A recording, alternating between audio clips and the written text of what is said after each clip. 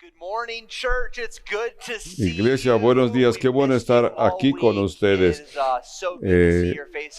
El predicador de hoy es el pastor Nate Eitzig.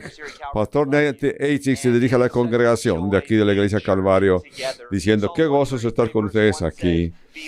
Salmo dice, veamos qué hermoso y gozoso es cuando los hermanos están unidos en unidad.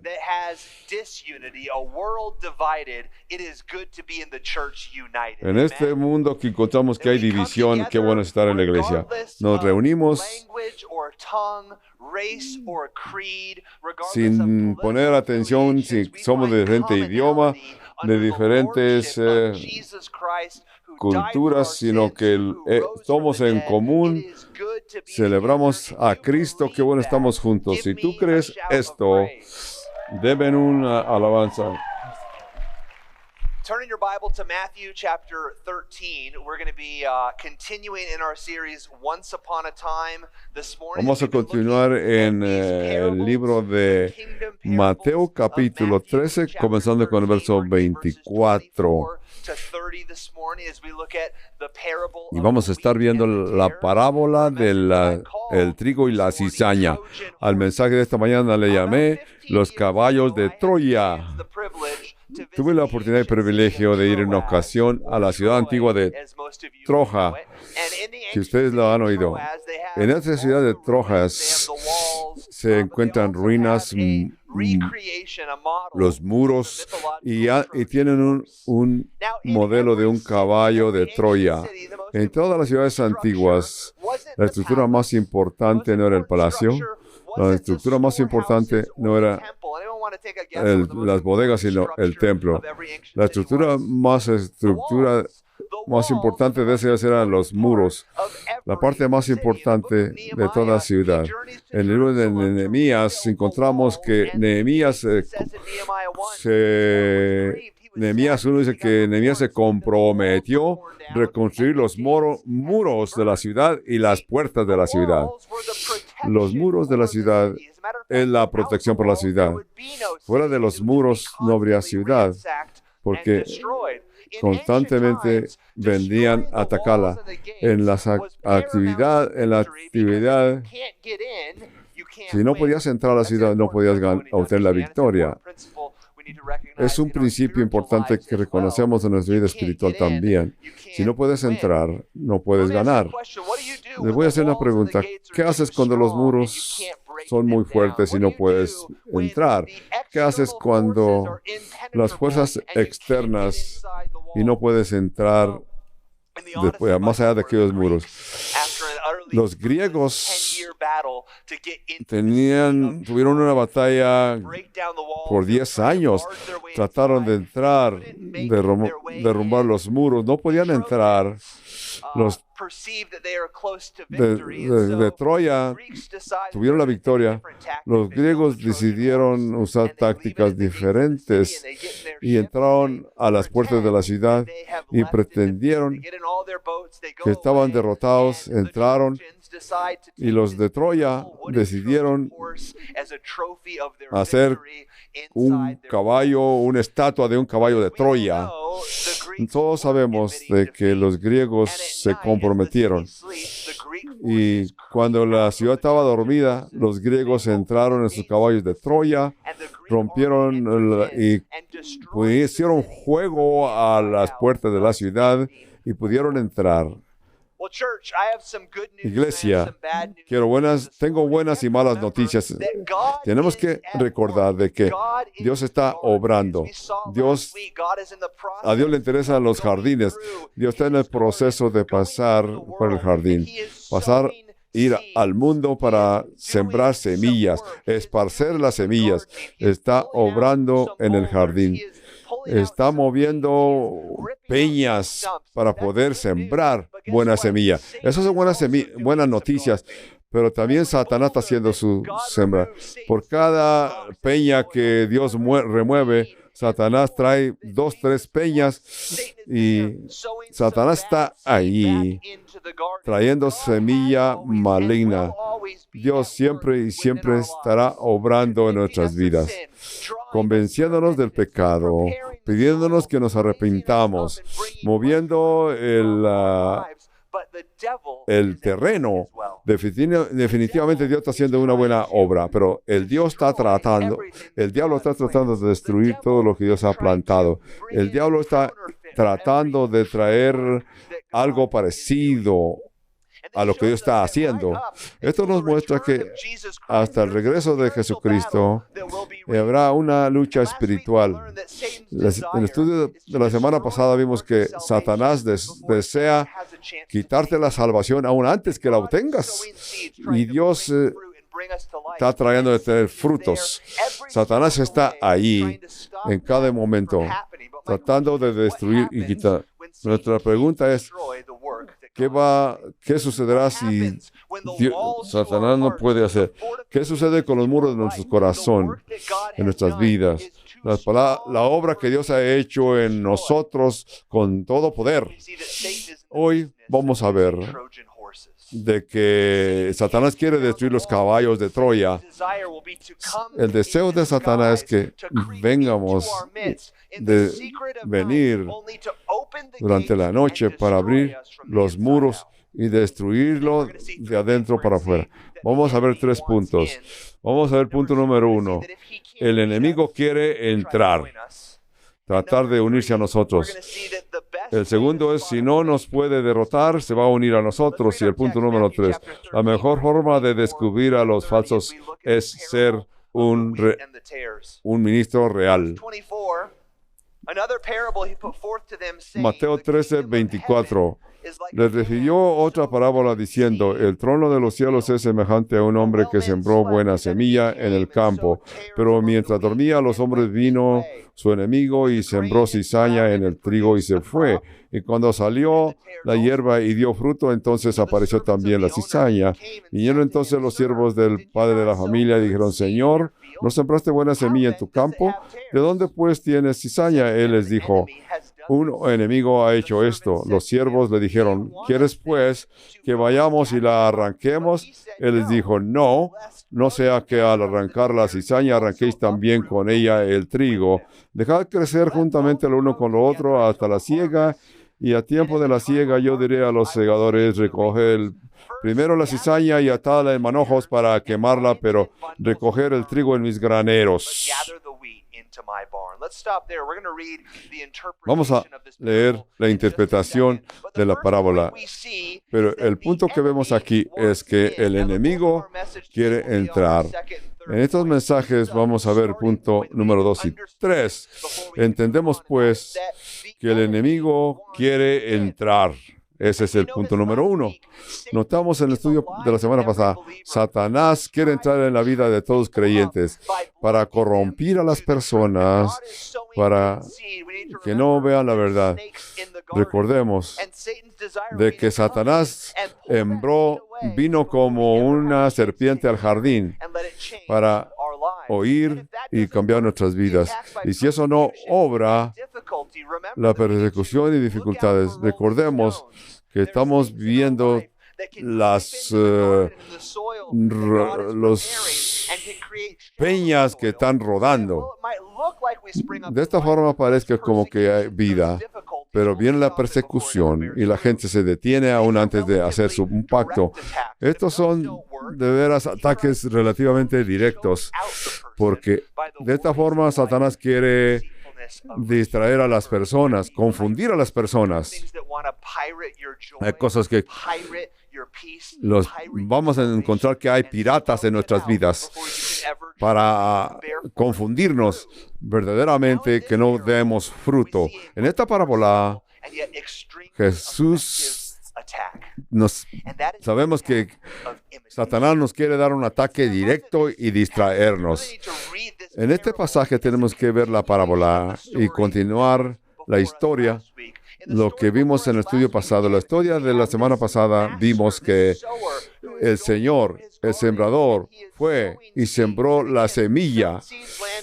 Y algunas semillas cayeron en buen terreno, otras semillas cayeron en buen terreno. Otras semillas cayó en terreno pedregal o en terreno con espinos. Pero la semilla que cayó en buen terreno dio fruto, prosperó y se ve como que la cosecha es eminente. Entonces, Satanás atacó y su ataque no funcionó. Decidió entrar en nuestros medios para... En esta parábola podemos ver dos diferentes semillas. La semilla buena que cayó en buen terreno con el propósito de tener cosecha. También vemos al enemigo. El enemigo que vino. Así que la semilla que está entre la semilla. Históricamente, esta cizaña se puede ver, se puede descubrir que la cizaña está con el trigo. De esta forma, es importante que esta semilla de la cizaña, cuando crece la planta de la cizaña muy parecida a el trigo, no se ve como el trigo, como ya vimos en la parábola del sembrador. Así que esta semilla de cizaña nace, crece muy parecida al trigo, hasta que se ve la semilla y lo puedes ver. Pero es difícil distinguir cuál es cizaña y cuál es trigo. Así que esta cizaña la sembró el enemigo y creció con la cizaña.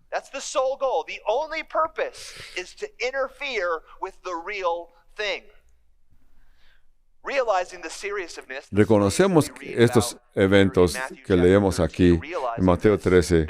Nos encontramos que Satanás les preguntaré, regresar a los campos y arrancar toda esa planta de cizaña. Honestamente, parece que es buena idea. Vamos a sacarlo, pero el hombre de la casa les dijo a los sembradores, la planta está tan enraizada, la cizaña tan enraizada con el trigo, que si tratas de separarlos no es fácil, sino que vas a sacar. Jesús nos da la explicación en el verso 36. Vamos a ver el verso 36 de Mateo 13. Quiero ser especial. Veamos el verso 36. Entonces, despedida la gente, entró Jesús a la casa y acercándose a él, sus discípulos dijeron, explícanos la parábola de la cizaña del campo, 37. Me gusta esto porque los discípulos habían estado con Jesús todo el día, oyendo las parábolas, tratando de entender las verdades que traen estas parábolas. Por eso es que en este momento le hacen la pregunta a Jesús, explícanos. Los discípulos estaban luchando con esta historia. ¿Qué era la diferencia? Están ellos pensando, ¿qué es esta historia de la cizaña? ¿Qué es esto de que Jesús nos habló de la cizaña y el trigo? Vemos que ellos tenían la libertad de venir a Jesús y hacerle la pregunta directamente. Jesús, explícanos, ¿qué era la enseñanza de la cizaña, de la parábola de la cizaña y el trigo? Así que ellos tenían la oportunidad de preguntarle a Jesús para que Jesús les explicara. Cuando Jesús enseñaba, ellos pretendían que entendían. Entonces, tenemos que reconocer que Dios nos da la libertad de venir a Él. Decirle, Señor, yo no entendí esa explicación. Yo no entendí las palabras que nos dijiste. Por favor, ¿me explicas? Dios nos va a revelar. Una de las posiciones es de que la palabra de Dios, pedirle a Dios entendimiento y la interpretación de su palabra. Una de las oraciones que yo hago es, mi oración es que la oración de David, dije, Señor, muéstrame las verdades, tus verdades, y Dios revela sus verdades. Está bien que tú le digas a Dios que no lo entendiste. Así que le puedes decir, Señor, ayúdame, porque de verdad no lo entendí. Eso es bueno. Y Dios va a tomar tiempo para revelar las palabras. En el verso 37, Jesús continuó diciendo, el que sembra la buena semilla es el Hijo del Hombre. El campo es el mundo, la buena semilla de los hijos del reino, y la cizaña son los hijos del malo. 39. El enemigo que la sembró es el diablo. La siega es el fin del siglo y los segadores son los ángeles. 40. De manera que como se arranca la cizaña y se quema al fuego, así será el fin de este siglo. Enviará el Hijo del Hombre a sus ángeles a recoger de su reino todos los que sirven de tropiezo y los que hacen iniquidad. Y los echará en el horno del fuego, ahí será el lloro y el crujir de dientes. Entonces los justos resplandecerán como el sol, el reino y de su Padre. El que tiene oídos para oír, oiga. En este verso hace alusión al infierno. Está hablando aquí el infierno de fuego. Yo me pregunto si los discípulos le volvieron a preguntar a Jesús que nos explique. Jesús, ¿cómo me daría el entendimiento de esa parábola? Es importante que entendamos una vez más. Vemos que las parábolas del sembrador, Jesús es el sembrador. Nosotros somos la semilla. El campo es el mundo que Dios ha creado. Si en este mundo Dios va a esparcir su semilla en el mundo para predicar el Evangelio, vivir una vida que agradan a Dios, ser fructíferos en nuestro entendimiento. Mientras tanto, Jesús está lanzando la semilla para que en este jardín que el enemigo quiere corromper, porque Satanás tiene el plan de matar, hurtar y destruir. Y si no puede derrumbar los muros, y si no puede hacerte que huyas de esa tentación que te ha traído, sino que te envía persecución para que entiendas la palabra de Dios. Así que Él va a tratar de introducirse, destruirnos de lo de dentro afuera. Entonces, si tú eres como yo, te vas a sentir incómodo. O sea, si me estás dando a entender que todos los que están aquí en la iglesia, no todos son mis amigos. ¿Acaso hay gente aquí que están tratando de molestarme? ¿Hay aquí personas que no aceptan a Cristo? Esto te va a hacer que camines buscando, viendo los rostros y vas a sospechar, ¿quién será este? ¿Quién será aquel? ¿Será este el hermano? ¿Será este un demonio? Entonces si sientes la sospecha de quién es y quién no es, le vas a pedir que te cite un texto. Jesús lo aclaró. Cuando vengan los ángeles, le van a decir al Señor, ¿quieres que vayamos al campo? Pues Jesús dijo, no, hasta el fin de las edades, hasta el fin del siglo, hasta el fin del mundo, hasta el último día donde yo pasaré y te enviaré mis ángeles para sacar quién es real y quién es falso. Jesús lo aclara. Vamos a poder distinguir por juicio acerca de la identidad de quién es real y quién es falso. El peligro es que si tratamos de sacar a los que no son legítimos, vamos a sacar a los legítimos. Nosotros no tenemos que estar tratando de buscar quién es real y quién no. Nuestra posición y responsabilidad es predicar, amar, para que el enemigo no venga a nuestras vidas a dañar nuestras vidas. Jesús decidió decirnos que nuestra misión es buscar los reales. Pero no es nuestra posición como iglesia juzgar a nadie ni a ninguno. Jesús mismo nunca le puso el dedo a nadie, a sus enemigos. A los que lo acusaron, Jesús dijo a Dios, Padre, perdónalos porque no saben lo que hacen. Romanos 12:17 dice, No le pagues a nadie maldad por maldad. Ten cuidado de hacer lo bueno a los ojos de los que te ven. Si es posible, y depende de ustedes, vivir en paz con todos. No traten de vencer el mal con el mal, sino vencer el mal con el bien. Jesús nos dice que ames a tu enemigo. Sin duda, cuando lleguemos al cielo vamos a encontrar 3 sorpresas grandes. En primer lugar, te vas a sorprender que no están ahí las personas que tú creías que iban a estar. En segundo lugar, muchos de los que están ahí, tú no esperabas que estuvieran ahí. Y la sorpresa número 3, que tú estás en el cielo. Esas serán las 3 sorpresas básicas cuando lleguemos al cielo. En realidad, mientras que llegamos al cielo, hasta el último día del juicio, no sabemos quién es real y quién no es real. Porque no podemos ver su corazón. No sabemos lo que Dios está haciendo. La obra que está germinando en el corazón de todos los oyentes. Podemos esperar que así sea, pero no sabemos. Podemos que alguien está en el púlpito día tras día y pensar de que ellos están sirviéndole a Dios. No sabemos. Quizás están imitando. No sabemos.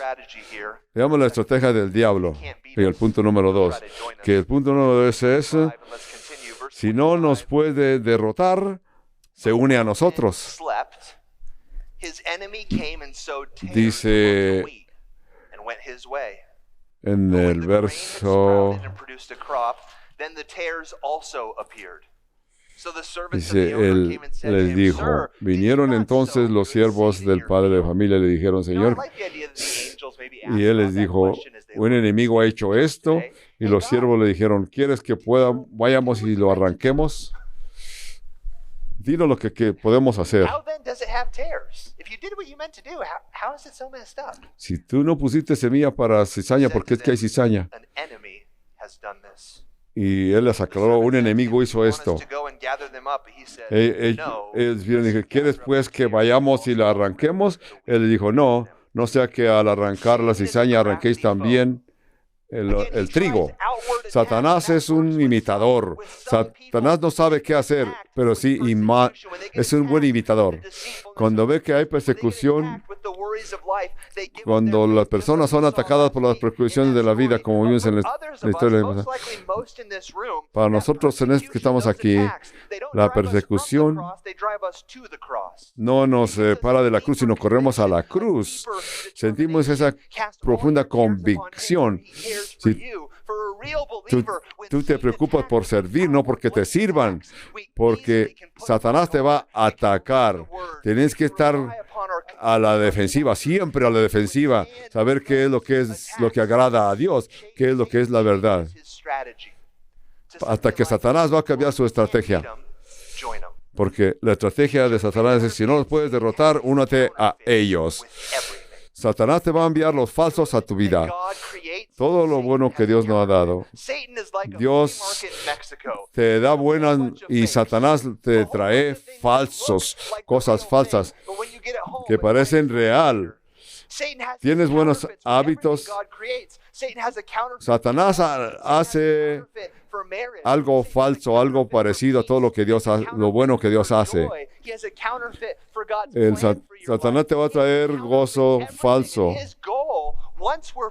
Su meta es, una vez que nos enraizamos en Dios, Satanás te trae los falsos para que puedas ver lo que es real. La meta de Satanás es imitar.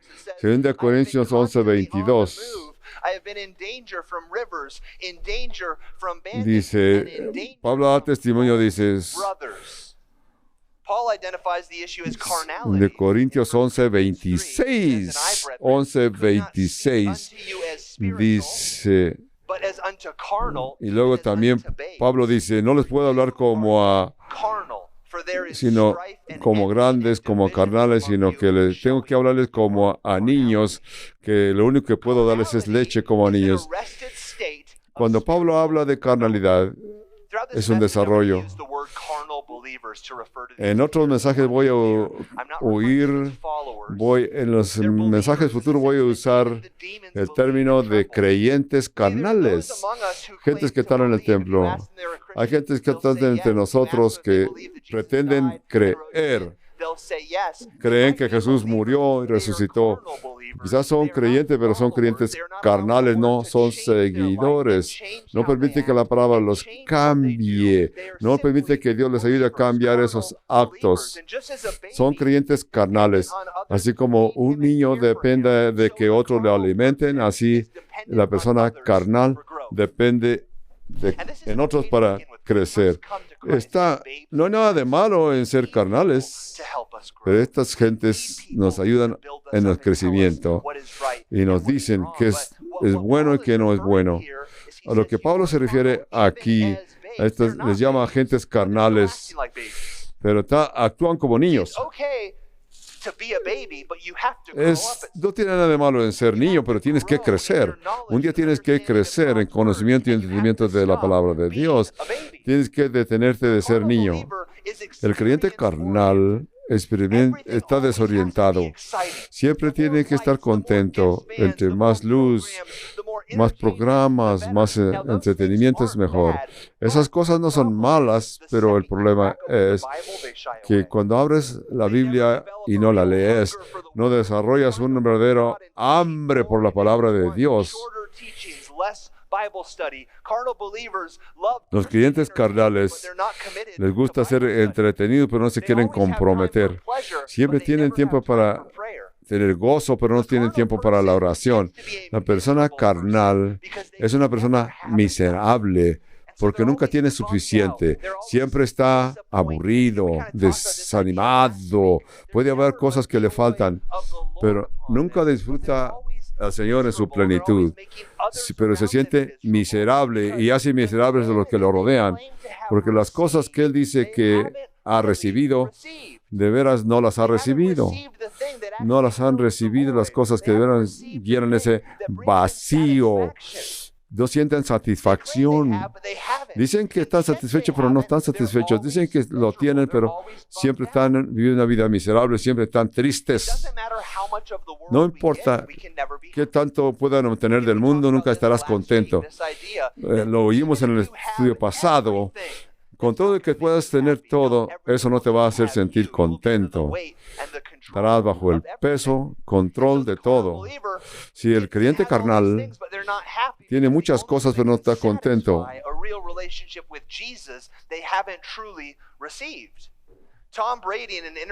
Tom Brady, ustedes saben, fue un quarterback que ha ganado la Super Bowl varias veces y trae varios anillos en su mano porque ha ganado el campeonato de la NFL. Pero cuando se le hizo la pregunta, ¿estás contento? ¿Has logrado lo que esperaba? Dijo, sí, he logrado lo que esperaba.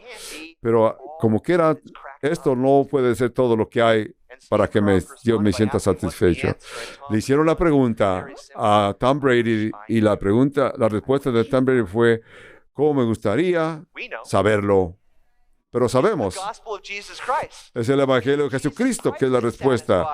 Tom Brady no sé la respuesta, pero tú y yo sabemos la respuesta. El Evangelio de Jesucristo es el que va a traer y el plan para tu vida. Muchas gentes están buscando un lugar equivocado y no solamente fuera de la iglesia. Hay gente que están dentro de la iglesia, se encuentran que están en un lugar equivocado. No saben lo que sabes cuando experimentas la verdadera satisfacción de Jesucristo, el agua de la vida que va a apagar todo lo que te molesta y experimentas. Tú tienes que saber. Cuando tú no sabes, siempre te estás quejando. Nunca estás satisfecho. Hay otros que creen un evangelio falso, porque Pablo le dio testimonio a los de Galatas de que han aceptado otro evangelio. No es que haya otro evangelio, sino que en una ocasión que se me llamó a un campo de retiro de jóvenes que estaban en un retiro, se me pidió que fuera hablar. Esto fue en el estado de California. Fui y hablé con estos estudiantes. 2 días les presenté diferentes temas, a punto que les hablé de pecado y salvación. Les presenté el mensaje del Evangelio. Les hablé de lo que es pecado, les hablé del arrepentimiento de Jesucristo. Les di la oportunidad de que hicieran un pacto con Jesucristo. Pero estos estudiantes de la iglesia superior, les hablé que dieran su vida a Cristo. Y dieron testimonio que estaban contentos, agradecidos con sus vidas. Pero el director de aquel campamento vino contento y me dijo, qué bueno, qué bonito. Una de las mejores decisiones que hemos hecho es ver cambios en las vidas. El siguiente día vino el pastor de los juventudes y me dijo, en nuestra iglesia no queremos hablar de pecado, no queremos hablar de arrepentimiento en nuestra iglesia. Y todos estos pastores de la juventud se reunieron para hablar conmigo. Entonces, otro director del campamento vino y me dijo, si vas a hablar hoy este día y si tienes hablar de pecado y arrepentimiento y si no puedes hablar de algo diferente, vamos a pedirte que ya te vayas a tu casa. Le dije, gracias. Me fui a mi casa contento. Pero la Escritura nos da testimonio que en los últimos días va a haber predicadores que les quieren hablar a su gente de cosas que les trae y creen que el Evangelio es ofensivo. Los creyentes carnales, por eso es que hay iglesias que están creciendo. Hace unos años mi esposa y yo estamos viendo un evangelista en la televisión y dijo que esperaba que le enviaran $54 millones para comprarse un avión jet. Y él está diciendo que Dios le indicó que debía de tener un avión jet para viajar de una ciudad a otra. Entonces, estábamos observando esto. Mi esposa me hace la pregunta. Es evidentemente que este hombre está loco, ¿verdad? ¿Para qué necesita un avión? Mi esposa me dice, ¿por qué es que a la gente le mandan dinero a esta persona? ¿Por qué le dan dinero? Tú dirías que toda persona con una debe de reconocer de que yo dije, querida, la diferencia es que esta persona no conoce la Biblia, no estudia la Biblia, sino que ellos le dicen a la gente lo que ellos quieren oír. Pero eso no es verdad. Un creyente carnal, cuando ve que viene la cizaña, no le molesta. Si el pastor le dice, Dios me dijo, y la Biblia dice, lo aceptan como verdad. Esto contesta la pregunta, ¿por qué hay tantas iglesias que están creciendo? Les digo, en nuestra cultura tenemos una mala representación. El crecimiento no quiere decir salud. Crecimiento no quiere decir bendición. No es porque Dios no los esté bendiciendo, es porque han encontrado que les dicen lo que les cae bien. Hay muchas iglesias hoy que tienen grandes programas, buena música, videos que les entretienen, pero nunca enseñan la Biblia. Quizás hacen referencias aquí, ahí, pero de verdad no están enseñando toda la enseñanza. Efesios 4:14 dice, ya no seamos niños lanzados de un día para otro, para que ya no seamos niños fluctuantes, llevados por doquier de todo viento de doctrina. Así que Pablo está diciendo en los 1 Corintios 3, si Satanás nos empuja a que peleamos, nos hace que peleemos así que Satanás se ríe de nosotros, porque Satanás siempre está corrompiendo nuestras enseñanzas. Nos enfocamos tanto en corregir a otros que nos olvida ver si nosotros estamos actuando bien o no. Así que el crecimiento no toma lugar, porque se sienten frustrados. Quieren que otras gentes estén a su favor para que puedan parecer como que están viendo en los últimos días. La Escritura dice que en los últimos días hasta va a haber falsos cristos. Vemos este patrón, cómo la gente se infiltra, se mete. Con los hijos de Israel salieron de Egipto, venía entre ellos una multitud de mezclados, gentes, esa multitud de que no eran judíos se mezclaron con los judíos y ellos fueron los que hicieron pensar a los hijos de Israel que estaban equivocados. Esta multitud de mezclados se mezclaron con los hijos de Israel. Pedro dice, Satanás ha llenado tu corazón de mentiras. Este pecado que hay en la iglesia hoy, la gente viene a la iglesia, hacen todas las señales, cantan sones espirituales. Jesús dijo lo mismo. Cuando Judas vino a Jesús, dice que lo llenó de besos. Ese acto fue lo que Cícero dijo,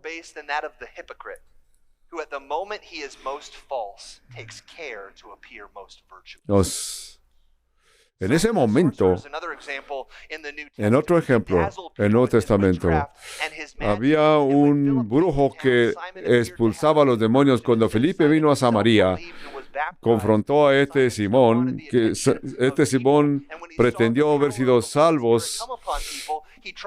Y cuando Simón vio que el Espíritu Santo venía sobre las personas, pidió que le dieran ese poder y Pedro le dijo, tu dinero perezca contigo, tú no tienes parte en este ministerio porque tú has creído que el don del Espíritu Santo se puede comprar con dinero. La luz de Jesucristo va a convertir al pecador. Como ya hablamos en el estudio pasado, los cristianos vivimos en un país donde la palabra de Dios la podemos predicar al aire libre, en las calles, en las esquinas, en los estadios. Así que necesitamos estudiar la palabra, porque si no, nuestro corazón se va a endurecer. Las multitudes pueden estar entre nosotros, los Judas y los Simones, para que no podamos entender la verdad de Dios. Y no podemos ver la diferencia. ¿Por qué? Porque tenemos que examinarnos a nosotros mismos primero. Quizás tú vives en esta vida carnal. Si tú permites que el pecado controle tu vida, vas a llegar a ser un nivel de carnalidad. Porque estas cosas, por simple que parezcan, si tú vas a luchar con esta carnalidad, vas a perder. La única forma que vas a derrotar la carnalidad en tu vida es enfocarte no en el pecado, sino enfocarte en Jesucristo, ser perdonador de pecados, enfocarte en levantarte y no caer.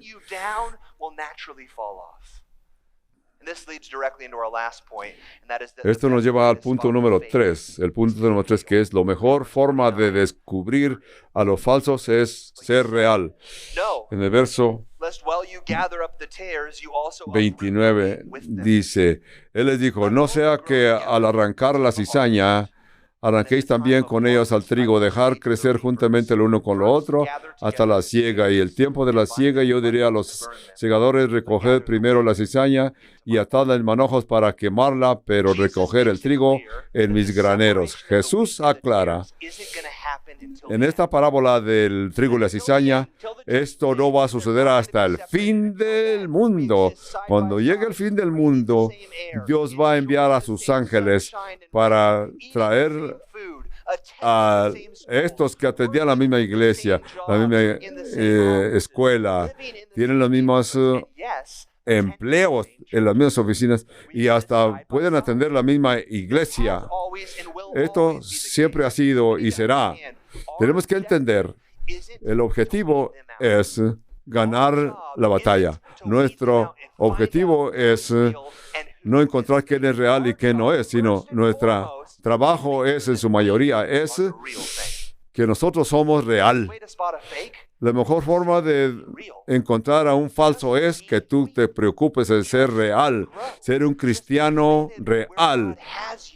para ver qué es lo que Dios ha traído a tu vida, qué es lo que entender la palabra de Dios, decir y entender que viene un día que Dios va a enviar a todos sus ángeles y va a separar a los reales de los falsos, y a los que son los perfectos, esos van a ir a tener una fiesta en la troja más grande que Dios ha creado. Allí estaremos para siempre. Nuestra obra no es deshacernos de las cizañas, sino nuestra posición es ser como el trigo.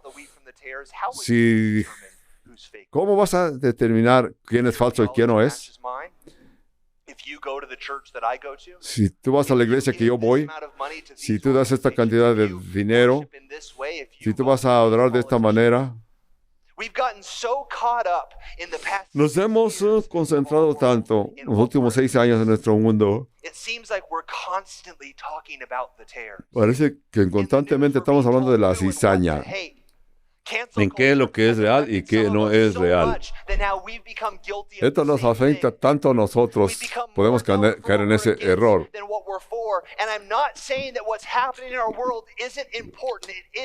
Yo no les quiero decir que lo que está sucediendo en este mundo no es importante. Es importante ver lo que está sucediendo en nuestra comunidad, en nuestro mundo. Lo que yo quiero que entiendan, tener la intención de que tú seas un cristiano real. Estamos más inclinados a protestar. Estamos más interesados en quién está sentado en la Casa Blanca que el que está en el templo. Estamos interesados en huelgas que hacer amigos. Vamos a emplear todo nuestro tiempo tratando de ver quién es cizaña y quién no es. Vamos a enfocar en el trigo. Vamos a enfocarnos en no dejar nuestro primer amor, porque mucho nos vamos a confundir buscando quién es falso, quién es real. Veamos qué intolerante era el rey David cuando el profeta vino a confrontarlo. David ordenó, esta persona debe de morir. Estaba tan enojado hasta que nos damos cuenta que tenía una paja en su ojo, y esa paja, esa viga no dejaba ver la verdad, hasta que el profeta le habló a su corazón. David escribió una oración de que todo cristiano debe de memorizar, que dice, Señor, crea en mí un corazón limpio, oh Dios, y luego podré enseñar verdad. Cristiano, podemos hacer esa oración continuamente, decirle a Dios, Señor, yo sé que estoy viviendo esta vida, yo sé que tú me puedes sanar instantemente, yo sé que estamos viviendo en un mundo lleno de caos, pero crea en mí un corazón limpio. Estos son los que se encargan de estar, de que el amor es que te va a ayudar a ver lo bueno de las personas, para que llegues a la conclusión y no estés juzgando. Proverbios 18:13 dice, el que da respuesta rápida va a quedar avergonzado. Esto también es una señal de carnalidad. Y la mejor forma de descubrir al que es falso es que tú seas un cristiano real, de que no te consideres justo. Hay veces, por nuestras acciones, los cristianos que están en esta vida se sienten, si no apruebas ciertas cosas, si no apruebas ciertas cosas, quieres organizar huelgas. Es interesante y necesitamos saber lo que está sucediendo en esta sociedad. Hacer señales a lo que estamos a contra, pero no venimos a la iglesia donde el pastor debe de predicar la verdad. El nivel de divorciados en la iglesia es lo mismo que lo que hay en el mundo. Cuando tú estás declarando perversidades, no hay diferencia importante. 65% de las personas de la iglesia estamos predicando santidad, pero le estamos gritando al mundo que se santifiquen. Mientras tanto, nosotros estamos santificando, en lugar de estar viendo a otros. Debemos vernos a nosotros mismos. Mientras nos veamos más a nosotros, nos estamos enfocando en nuestra santidad. El mundo es que tenemos que amar a otros. Que Dios nos dé el deseo. Es lo que es el avivamiento, de que la gente esté apasionadamente en el Evangelio, No estar buscando quién es real y quién no es. Nosotros debemos estar satisfechos primero, enfocándose en nosotros mismos, nuestros motivos, nuestras aplicaciones del Evangelio, en lugar de ver a otros. Porque cuando somos confortables, la iglesia va a fracasar. Estamos hablando tanto en el medio social, cuando debíamos estar hablando en el medio social acerca de Jesús, del Evangelio de Cristo. ¿Por qué no dejamos de estar creando conversaciones en el mundo? Decirle al mundo que Dios los ama, de que acepten el sacrificio de Jesucristo, para que podamos todos experimentar esta libertad. ¿Por qué no enviamos este mensaje al mundo?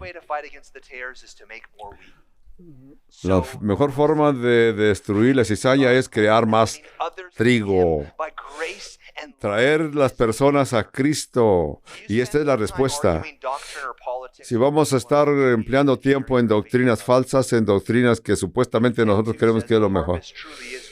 Lucas escribe en su evangelio de que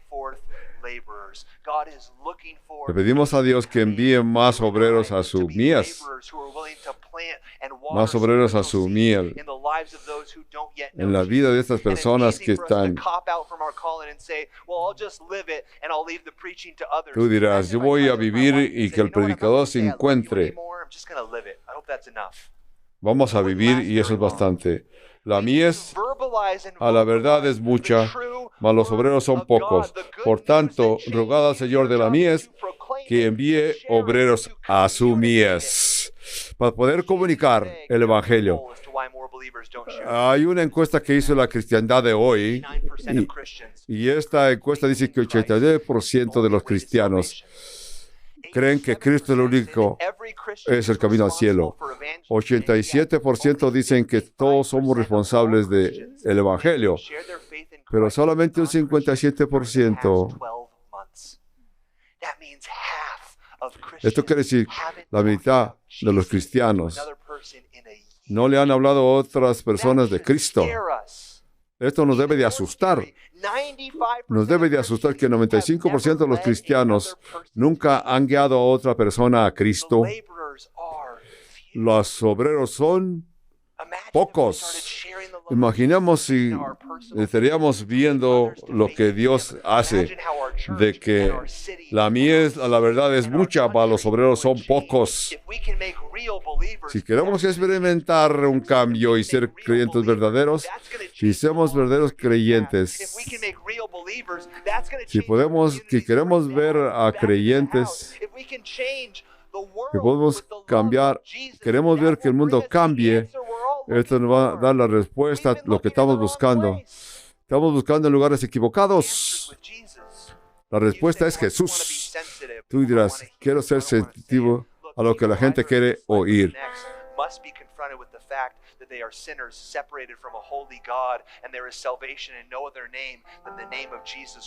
Y en ningún otro nombre hay salvación, sino solamente en Cristo Jesús. Si nos tenemos que confrontar al mundo, tenemos que presentarle esta verdad. Tú dirás, esto es ofensivo para la gente. Va a ser más ofensivo cuando lleguen a la presencia de Dios el día del juicio y oigan que Dios les diga, nunca te conocí, a hacedores de maldad. Si tú aceptas a Cristo, Dios te va a dar vida eterna. Esas son buenas noticias. Y esto es lo que estudiamos en los grupos de conexión. En los grupos de conexión siempre nos esforzamos de convertirnos de ser espectadores a ser participantes. No seamos simplemente clientes, sino consumidores. No seamos siempre clientes, sino que la forma que podemos experimentar la paz y la presencia de Dios es aprender, predicar con una forma efectiva, predicar el Evangelio. ¿El por qué? Hemos visto y mi corazón se quebranta lo que sucede tantos a través de los años. Hay gente que está siempre sentado en su sofá, simplemente nomás disfrutando de tiempo libre, viendo la televisión. No sienten esa necesidad de buscar a Cristo, estudiar las Escrituras. Nos llenamos, pero no quedamos satisfechos. Iglesia, es tiempo de comenzar a derramar. Es tiempo de sembrar más semilla de trigo. Es tiempo de ver nuestras vidas y dar el testimonio a otras personas de que Dios es santo.